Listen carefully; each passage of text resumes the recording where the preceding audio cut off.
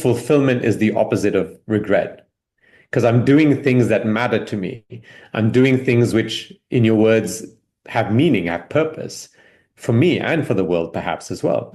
Once you have your 7 summits, you have clarity now of the things that matter to you. So when you come to a decision-making point, you can ask yourself, hey, what is the impact on the 7 summits? The decluttering relationships is really about the clutter that has developed between you and someone that matters to you.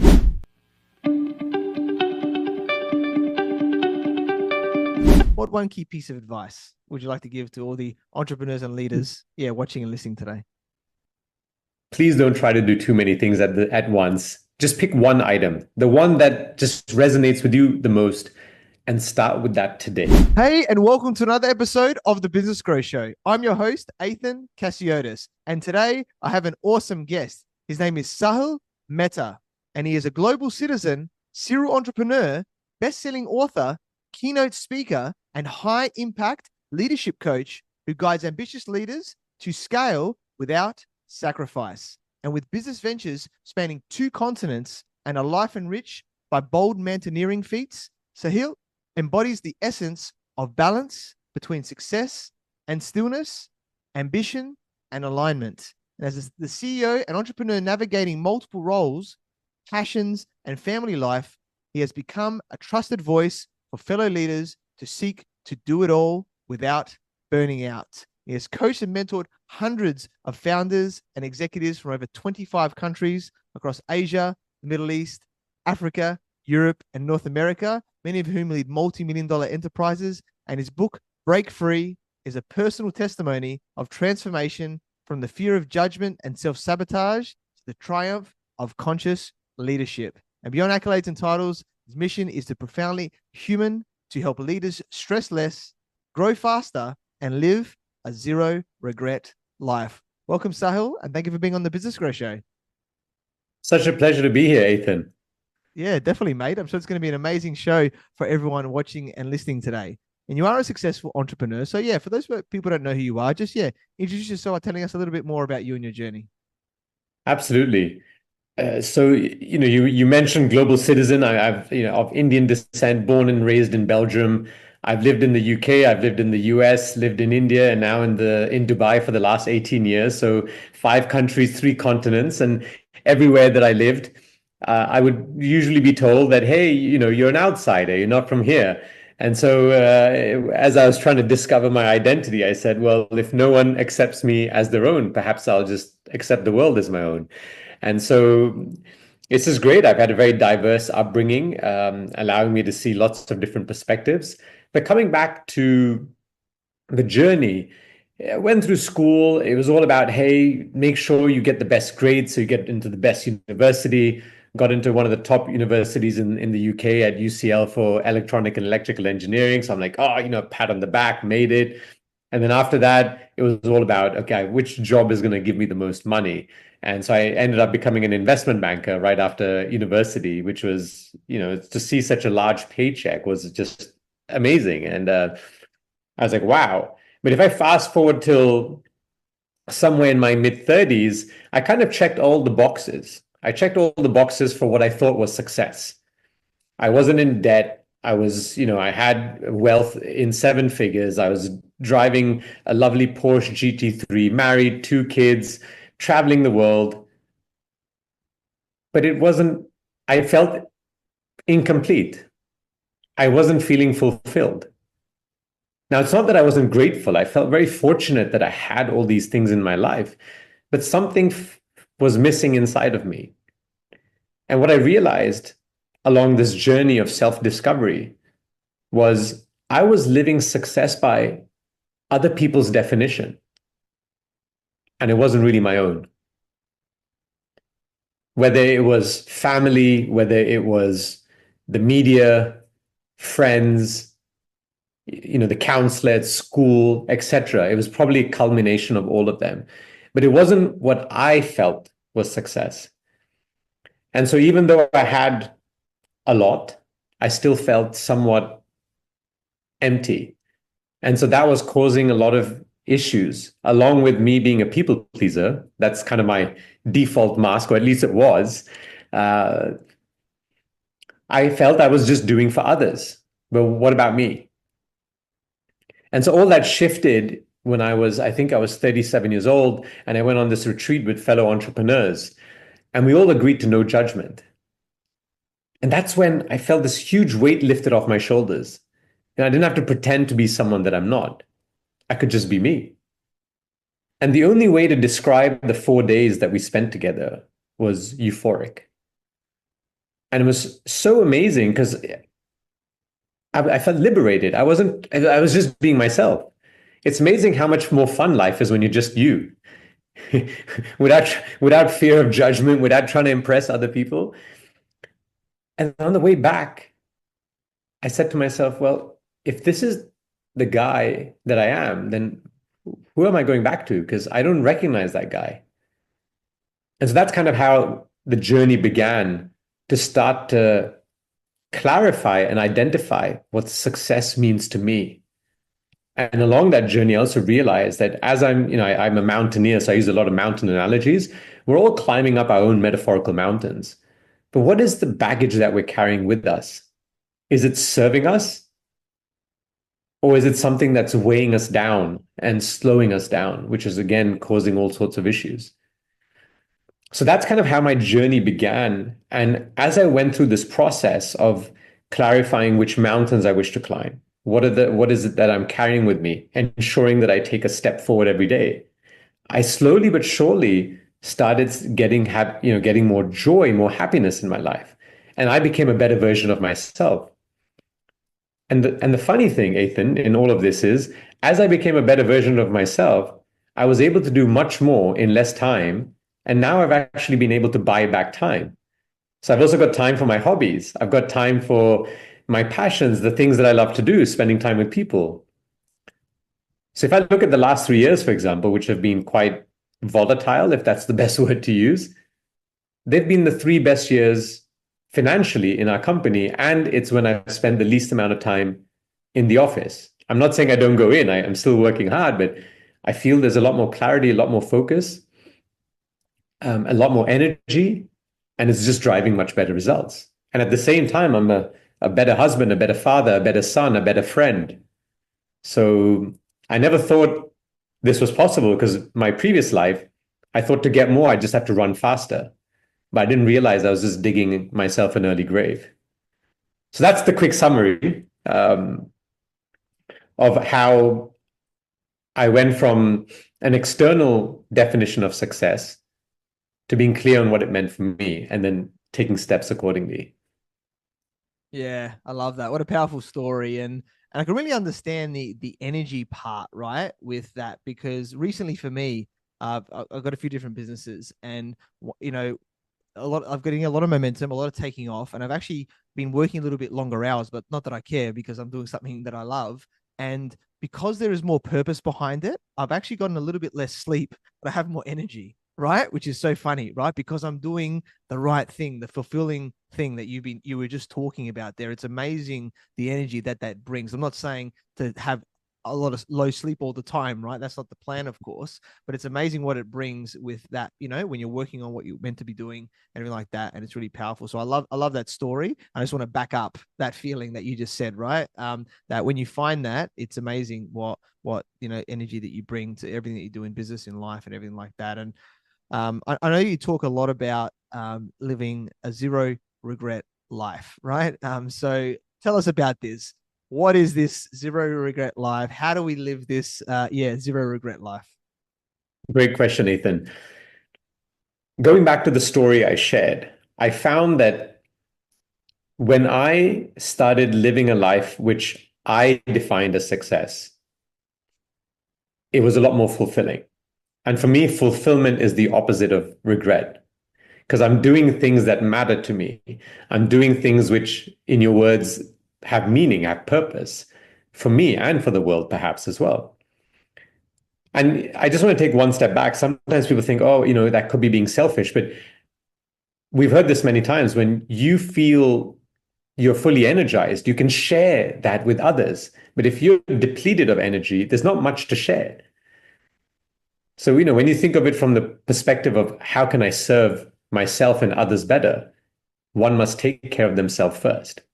So coming back to that, once I started defining what success meant to me and taking steps in that direction, life became a lot more fulfilling.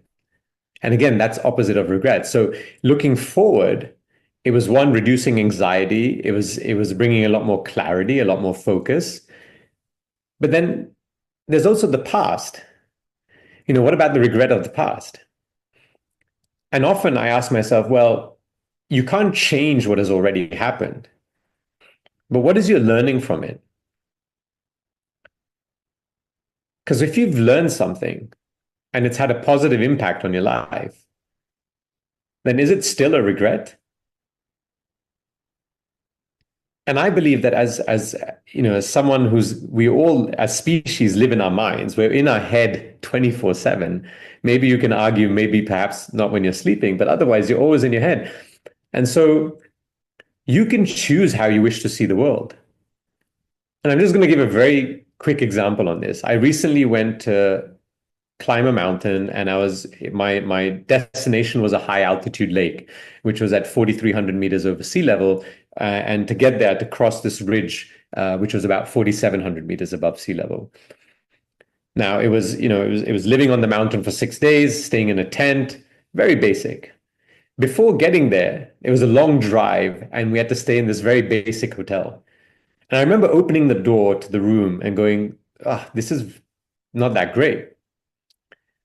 And the reason it wasn't that great was because I was comparing it to the Four Seasons. Now, of course, it doesn't have the same lovely mattress, beautiful decoration, huge bathroom and all that. But then I said, Sahil, you're looking at it with the wrong lens. How do you look at it through a different lens? And I said, where are you about to sleep? On the mountain, without walls, in a tent, no mattress, no running water. And from that perspective, the room was better than the Four Seasons because it had running water, it had warm water, it had a bed, a pillow, a blanket, air conditioning, all of that. That was amazing luxury. So the point I'm trying to make in the story is the room never changed. It remained exactly the same, but the lens through which I saw it changed. And so when I look at my past experiences, perhaps things I've done which I'm not proud of, or things I should have done, but I didn't. If I look at it from the lens which is pulling me down, that's forever going to remain. But if I change that lens and say, okay, well, what's my lesson in all of this? I can now lift myself up. And so I always tell people, you have love or pain, the choice is yours. You decide how you wish to see it, because both can exist. And the one you choose is the choice. And so that's so empowering, right? Because it's so easy. I used to fall into that trap of victim, or I should have, I could have, why didn't I? But now I say, okay, I learned my lesson. Now when these kind of opportunities arise, I'm not going to make the same error again because it matters to me. Yeah, definitely. So powerful. And I definitely agree on that side of things of, not worrying about it. And it's the real key that I would say in a simple sense is reflection, right? That's what you're doing here. You're reflecting on what's going on. And I know a lot of people talk about this. I'd love to know from your perspective. So how do you do reflection? Are you more of an in the moment person where something pops up or you think about the past, you're going, okay, well, instead of thinking about it, I reflect? Or is it like maybe a practice that you do, like regularly, things like that as part of, your habits maybe or something like that? I'm intrigued to know about your reflection. I'm a big fan of the ladder. I really believe that it becomes part of the daily routine. It becomes a practice. Because it's so, at least I'm now speaking about me, everyone is different. I used to wake up and then I'm on the run. I'm like, okay, I got to get the workout done. I got to have my breakfast, get ready, get to the office, work, find some time for a lunch. And it's usually a quick one where I'm munching it down way too fast. Work. Oh my goodness, it's getting late. Need to leave. Got to make sure that I meet the kids before they go to bed, get home, a little bit of time with them. They fall asleep. I have dinner. I'm tired.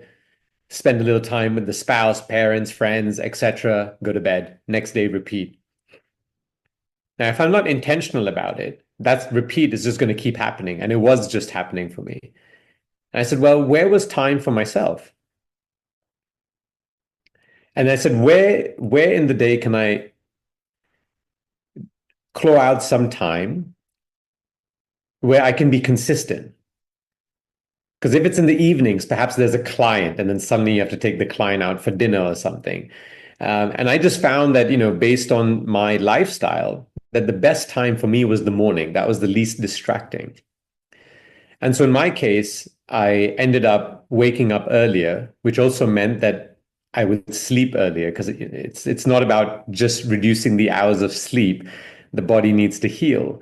By waking up earlier, I kind of put myself into a rhythm every single morning. And I use it not just to reflect, Ethan. I also look at it as an opportunity to energize myself.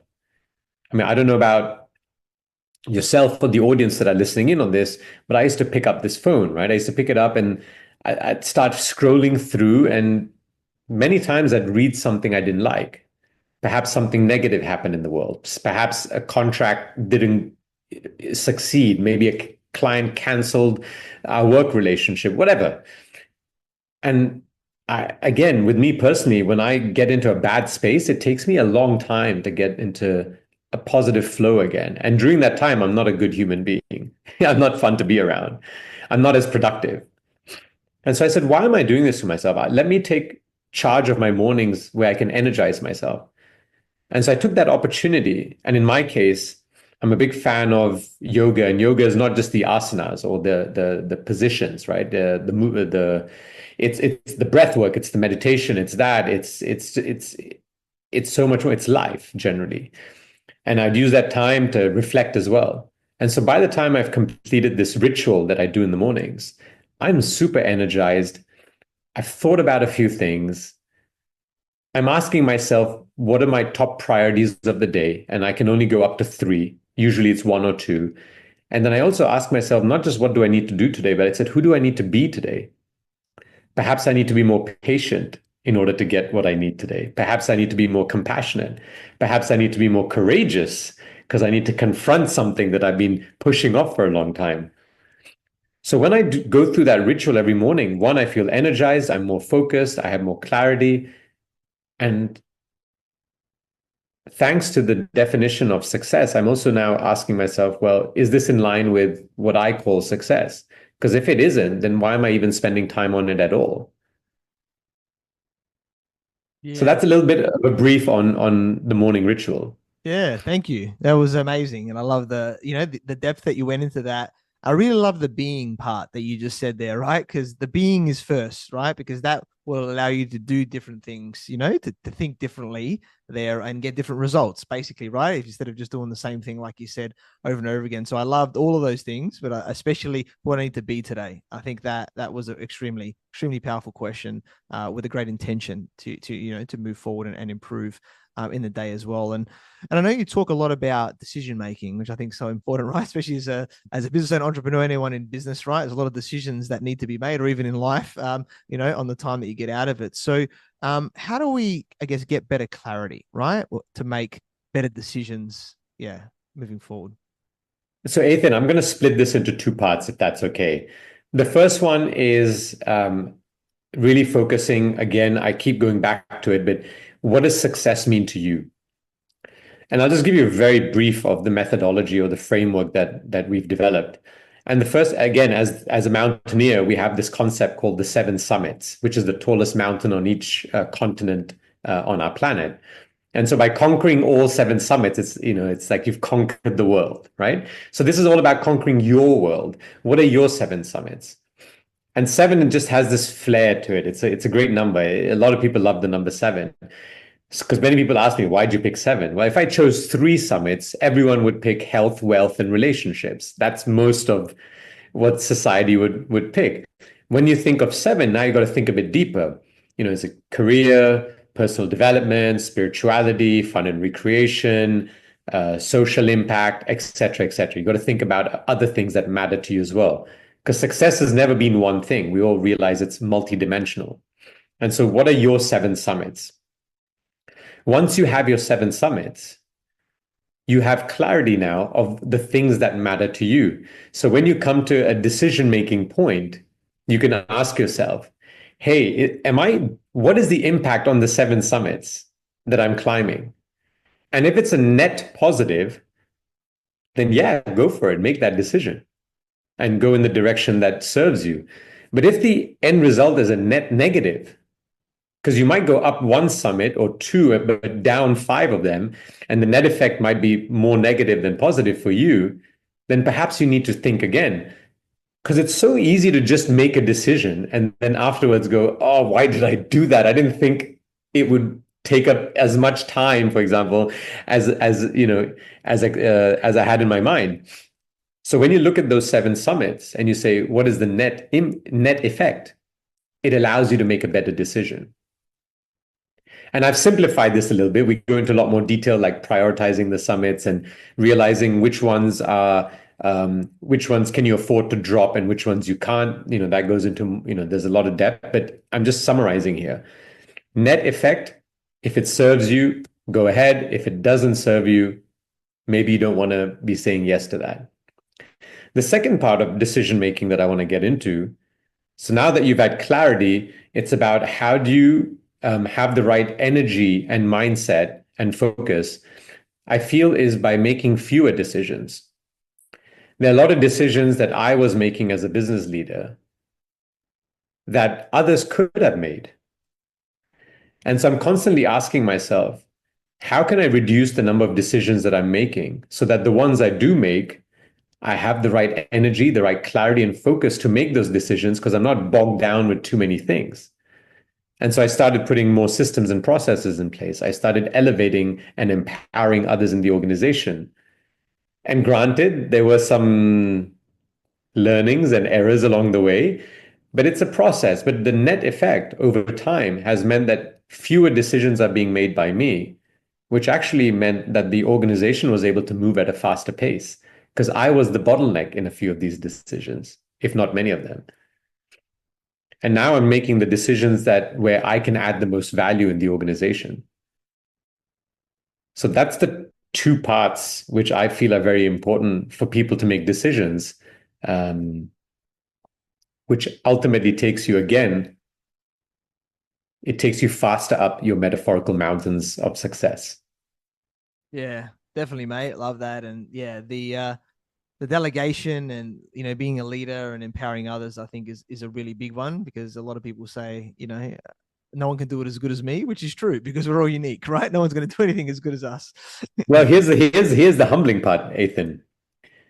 Some of the team members actually pleasantly surprised me and ended up making better decisions than me. So I don't want to take that away from them, but it was a very humbling experience to say, Sahil, you're not the best at all of these roles. Like, let others who you've hired who are better than you at that role make the right decision. You're not as important as you think. So it was a very humbling experience as well. But kudos to the team. And it also made sense because if you hire someone for a role, why are you making a decision where you're not the expert? Whereas they know, for example, in marketing, they're going to make a much better decision than me. I might be involved at a strategy level to make sure it's in line with our overall strategy. But the decision making usually is a much better one when they make it rather than myself. Yeah, great points there. Hire the specialists, the experts in those areas, and allow the business to grow much quicker, and where you want it to go. So love that.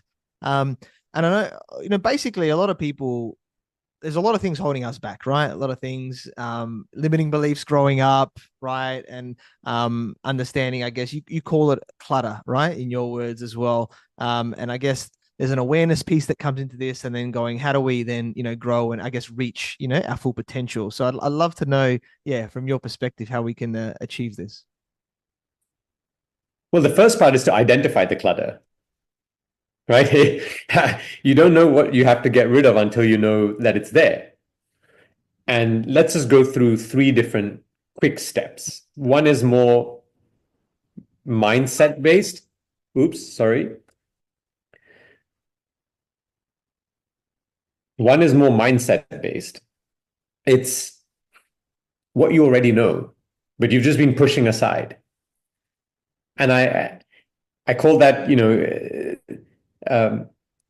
whether it's procrastination or kicking the bucket down the road, whichever words you want to use, but ultimately that's what you're doing. For whatever reason, you haven't faced it. You don't have the time, there's a fear, maybe it's too difficult, and you've just been avoiding it. So the first thing is make a list of everything that you know is clutter in your life. When you see a visual and you see how many things there are, you go, oh my goodness, I didn't realize there was that much, because you may only think about a few at a time. So I'm a big fan of putting things down on paper. The second one is getting more into the feeling of it, right? Now we've focused on the mind. Now let's kind of go into that gut feeling, that inner voice. And a quick exercise that I do on several nights is I'll ask myself the following two questions, and I have this little pen and notepad right next to me. And I write, the first question I ask myself is, what drained your energy levels today? And I just note it down. 2, 3, 4, 10 things, whatever it is. But I don't want to end with that. So the second question is, what elevated your energy levels today? Because that allows me to end on a high before I go to sleep. Now, when I look at this notebook over a span of a week or a month, I start to notice patterns. That every time X happened, my energy got drained. So I'm like, okay, that's now clutter in my life, because if it's happening again and again and again, it's something that I need to address, versus a one-off, which may not require any attention because it's not really bothering me. It just had to happen once every now and again. So that's another great way of identifying the clutter. So the first one was the mind, the second was the feeling, and the third one is tapping into your blind spots, which are difficult for you to do. So in my case, I manage that through coaching. I have even though I'm a coach, I have a coach, and my coach has a coach. Because when you see the value of coaching, you realize you need it for yourself as well, because you want to continue to evolve as a person. But one was getting a coach. But a simpler method is going to anyone who's a well-wisher, who's a loved one, could be a parent, could be a partner, could be a child, could be a best friend or something, your co-founder, whoever, but someone who wants you to become a better version of yourself. And you ask them the following question: how can I be a better? And then you fill in the blank based on your role. So if you're asking your partner, your life partner, you'd say, how can I be a better spouse? Or a better life partner? Now, in my case, some of these people had a pretty long list of things to be better at. And here are a couple of rules. One, when you ask this question, you do not have the expectation that they're going to ask you the question back. Because if they think you asked it just for them to ask you, that's not going to be a very positive experience. This is for your personal development. The second rule is, when someone has the courage to give you a lovely gift and be honest with you, think of it as a present at your birthday. What do you say when someone gives you a present on your birthday? You say, thank you. Exactly.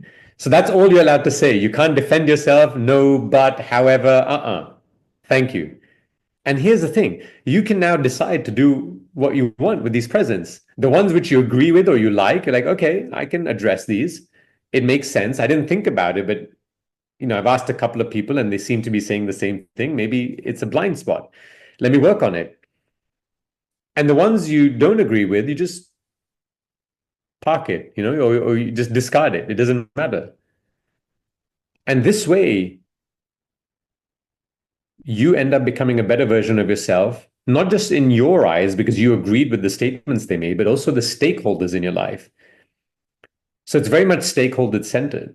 I mean, even in the office, when you speak to your colleagues about it, whether they're board members, other C-suite or VPs, managers, up and down,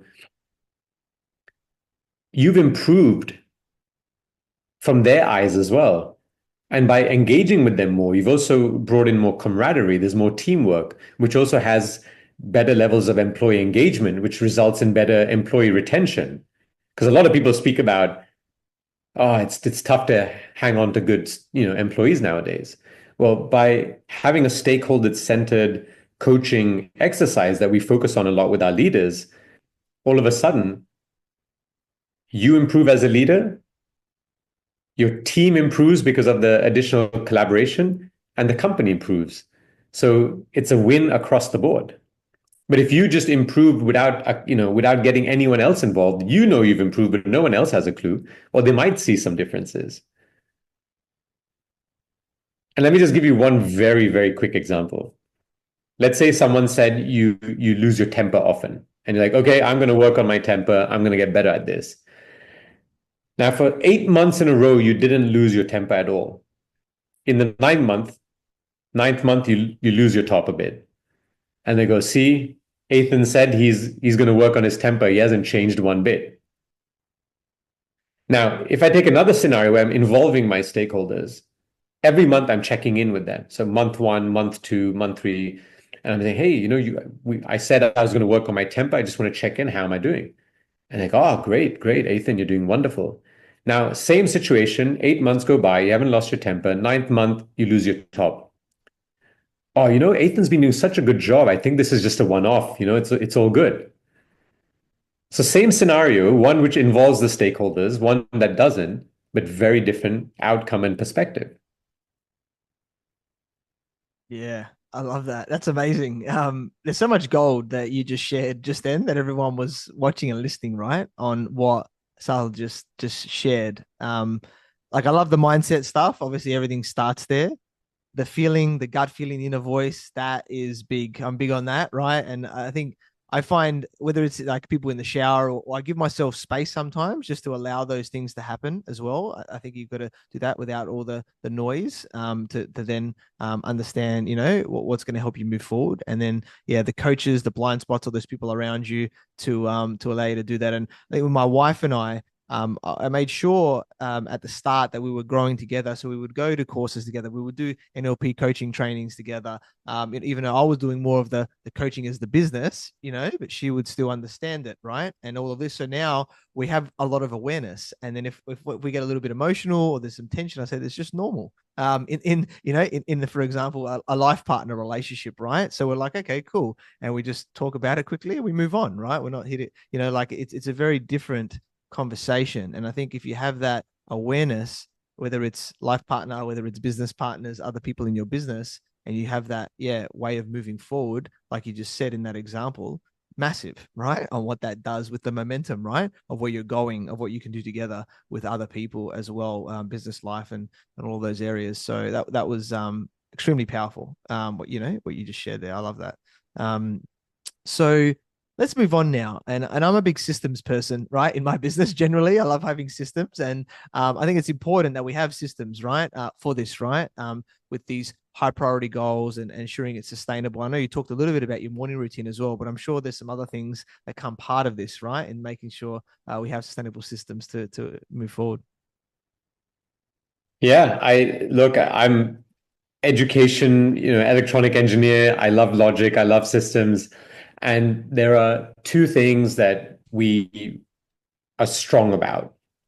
One is a monthly review. So the monthly review is, at the start of the month, what you've done is you've said, well, first of all, at the end of the month, you've said, okay, how did I do the month before? Right. And I'm going to get into that in a second. But the start of the month, you're saying, I've identified my 7 summits. Which 1, 2, 3, up to 7, all of them, am I going to take a step forward this upcoming month? Because what I've done is in these 7 areas, I've given myself a rating out of 10.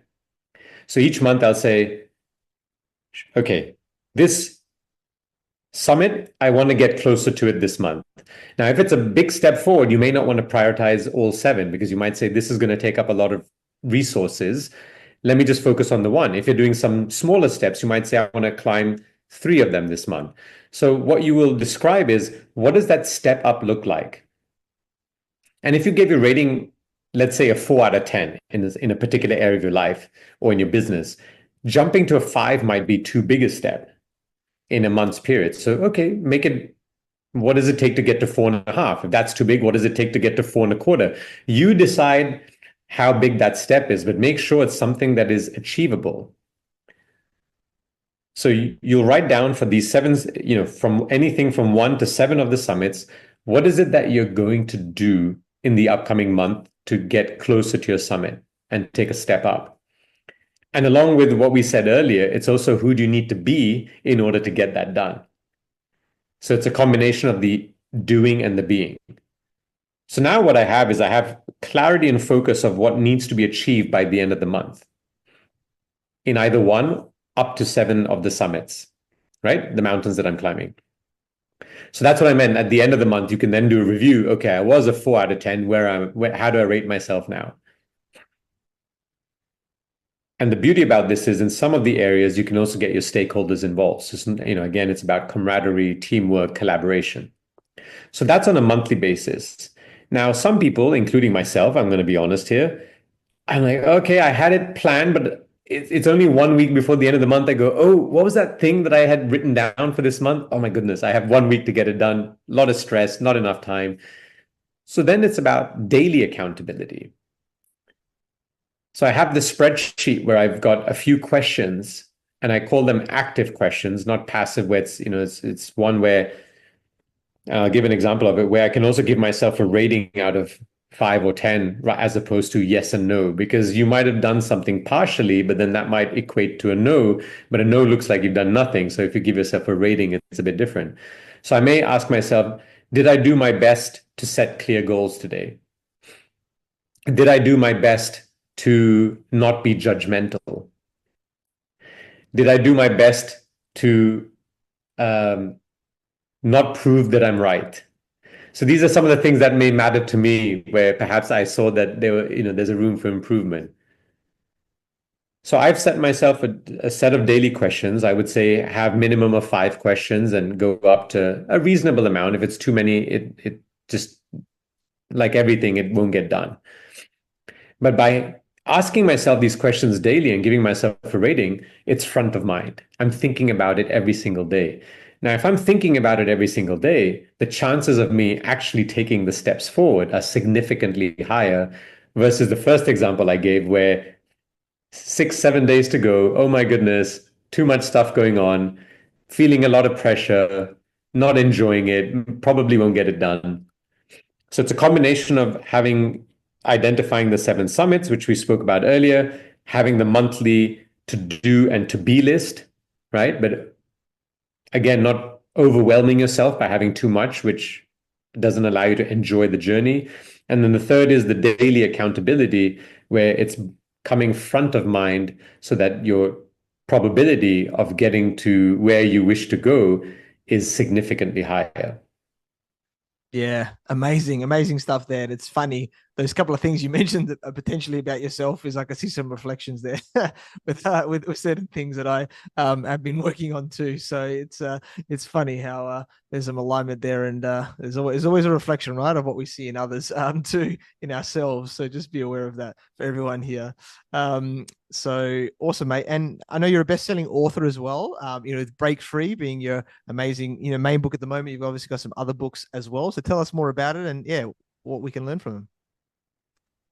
Yeah, Break Free really focuses on, so the subtitle is a guide to decluttering your life. And it's really about identifying the clutter in your life, which we spoke a little bit about, as well as eliminating that clutter in 4 different dimensions. The 4 different dimensions being mind, body, relationships, and the physical environment. So if I just briefly mention each one of them, the mind is, I say that we're in our head the whole day. And we have 2 wolves. I'm sure you may have heard the story. There's 2 wolves that are battling each other constantly. One is pride, ego, sorrow, jealousy, resentment, anger, etc. And the other one is hope, it's love, it's empathy, it's compassion, it's joy, it's happiness. And so as these wolves are fighting, the question that gets asked often is, which wolf wins? And in reality, it's the one you feed. So catch yourself being in that, whether it's the daily reflection in the morning or just being more aware in general, taking a few 2-minute breaks throughout the day and just check in with yourself and just say, is my mind serving me in going up these mountains, my 7 summits, or is it holding me back? And if it's holding me back, whether it's a self-limiting belief or whatever it might be, how do I shift it? We spoke about that. We can change the lens and shift it to one that's serving us. So it's all about those quick check-ins throughout the day. Body, I don't really talk about sleep, exercise, and eat well. That's what we've been hearing for donkey years again and again. And it doesn't seem to work because a lot of people don't follow that. But I look at it from the point that your body is a machine. And it's a healing machine. When you cut yourself, you don't need to go, a small cut, I do mean. You don't need to go to the doctor. You don't need to take medicine. It just heals by itself. So it's a natural healing machine. And if you take better care of your body, whatever that means for you, your output is far greater. And the way that I look at it is when you operate at a higher frequency, at a higher operational excellence, you're just getting more things done in less time, which is ultimately what we're all looking for. A lot of people say, if only I had more time. But you can do stuff in less time. So just let the body do what it does best and ask yourself again, with the decisions I'm making, am I allowing my body to operate at a higher level or am I taking away from it? The third is relationships. The obvious one is there should be some people that you may want to get rid of in your life, but that's not what this is about. The decluttering relationships is really about the clutter that has developed between you and someone that matters to you. And so the distance has increased over time for whatever reason. And so how do you reduce that clutter between the two of you so that relationship can thrive again? That could be with a coworker, it could be with a life partner, it could be with a friend, a family member, whatever it is, but it's a relationship that matters to you that is now hurting you because you feel that distance is not where you'd like it to be. And finally, I just talk about the physical environment as well. Sometimes just having a plant, having more daylight, having less stuff around you, just something that just makes you, again, feel better.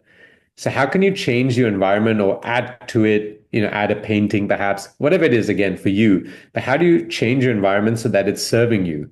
In all these cases that I've mentioned, it's all about how can, whether it's mind, body, relationships, or physical environment, how is it enabling you to move forward towards your summits versus holding you back? So that's the book Break Free. The next book that I'm working on is very much in line with the framework I've shared so far. It's the working title, it may not be the final, is Zero Regret Life. And so that again talks about what does success mean to you? So you're living a life that is fulfilling by your definition. How do you ensure the stuff that you're carrying with you, not just what you need to get rid of, but even the stuff you're carrying with you has enough benefit? And I use the word enough benefit over just benefit because there are lots of things that could benefit us. But when you're climbing a mountain, you want to make sure that to be most efficient, you carry stuff only that has enough benefit that you really can't live without. And I only make two exceptions to that rule in my case.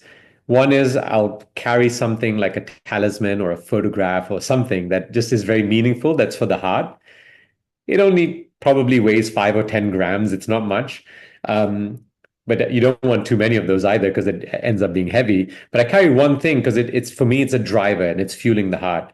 And the other exception that I make is I usually carry something with me that I know that many times others may forget. So I'm thinking about others as well, right? But I'm not going to carry too much of that. Just one thing that I know is essential that unfortunately many people forget. So I carry that with me as well. So it has to give enough benefit. And the third step, which we spoke about earlier with the systems, is how do you ensure that every day you're taking one step forward? Because when we're doing the summit climb, we haven't slept well for about 5 or 6 days. We're at 5,000 plus meters. It's cold. We haven't, at least in my case, I have difficulties eating. And that's the toughest day. That's when you're going for the summit. And even though the summit is maybe 5 or 6 hours away, and I'm thinking to myself, I've climbed all these days, that's not much in the grand scheme of things, it just feels too far away. And so all I think about is, Sahil, put your right foot in front of your left. And once I've done that, I'm like, put your left foot in front of your right. And as I keep doing that, as long as Mother Nature allows it, we eventually make it to the summit.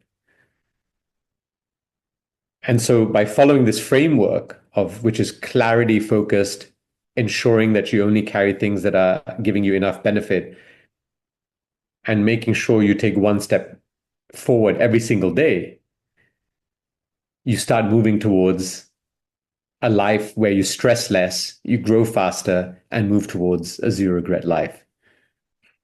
Yeah, amazing. Sounds amazing. The current book sounds awesome, and then the book that's in the work sounds amazing as well. And I know you shared a lot of the gold from that here with us today. And I guess, yeah, as we're starting to wrap up here today, what one key piece of advice would you like to give to all the entrepreneurs and leaders, yeah, watching and listening today?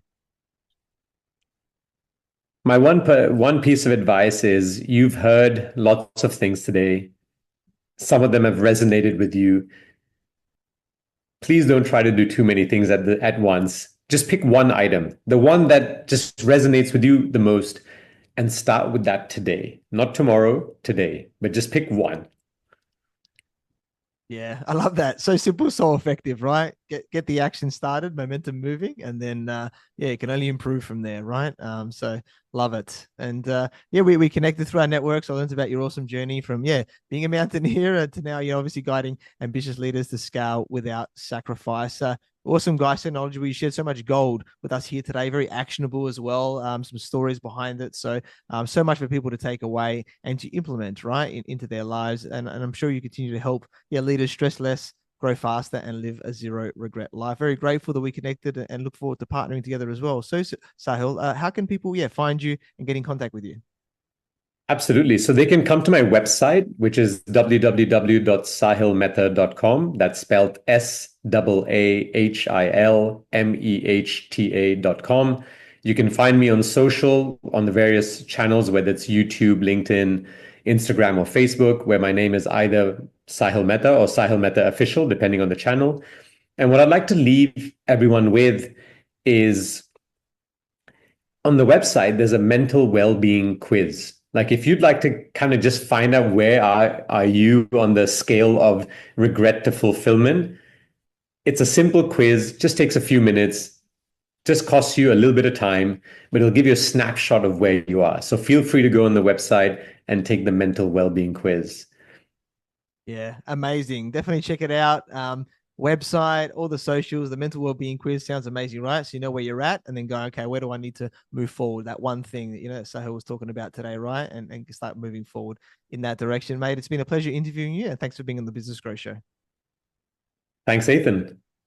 Thank you for watching and listening to the Business Growth Show, where we talk about everything on business growth. And please like, subscribe, and leave us a 5-star review. You can find me on LinkedIn, Facebook, Instagram, and YouTube as Ethan Cassiotis, or visit my website, ethancassiotis.com. And if you want to grow and scale your business, you'd reach out to me on any platform to see if we're a good fit.